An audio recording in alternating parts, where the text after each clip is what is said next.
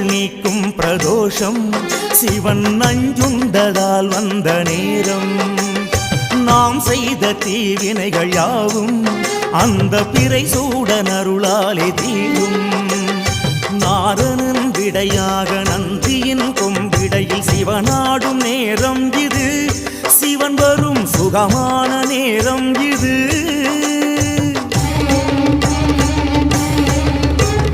கருணாகரன் சுத்த சிவமானவன் கருணை பொழிகின்ற நேரம் இது